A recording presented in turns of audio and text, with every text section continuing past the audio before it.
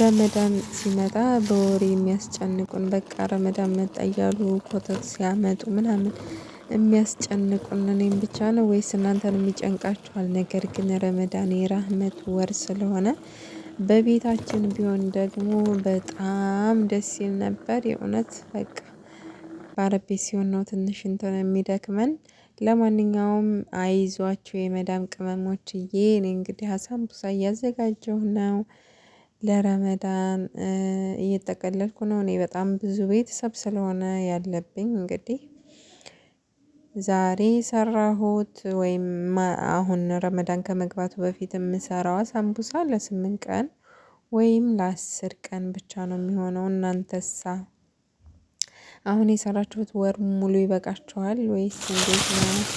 እኔ ያው በየ8 ቀኑ ሌላ እጠቀልላለሁ ማለት ነው።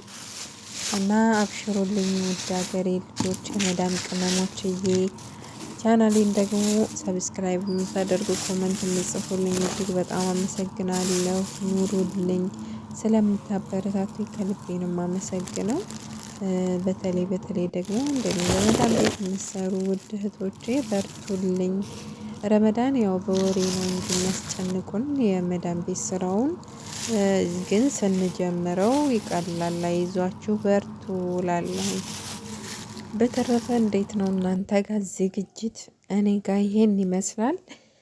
እንደውም ደግሞ ለቻናሌ አዲስ የሆናችሁ ሰብስክራይብ እያደረጋችሁ አበረታቱኝ። ውድ ሀገሬ ልጆች ስለምታበረታቱኝም እጅግ በጣም አመሰግናለሁ። ከእኔ ጋር እንግዲህ ረመዳን ዝግጅት ይዞኛል፣ ተያይዤዋለሁ። ጽዳቱ፣ በዛ ላይ ደግሞ ምግብ ሰራታው እንግዲህ ምግብ ስራ እኔ ነኝ ሁሉን ነገር ያው ስለቆየሁባቸው አረቦች ደግሞ ስትቆዩባቸው ምንም አያግዙምና እንግዲህ አላህ ይተጋገዘን ሁላችንንም።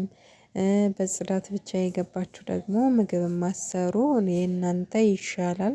ምግብ የምንሰራው ነው ትንሽ ረመዳን ላይ የሚያደክመን እና አብሽሩልኝ እላለሁ። ያው ምግብ አንሰራም ብላችሁ ብትገቡም የተወሰነ ላይ አይደል ያሰራሉ።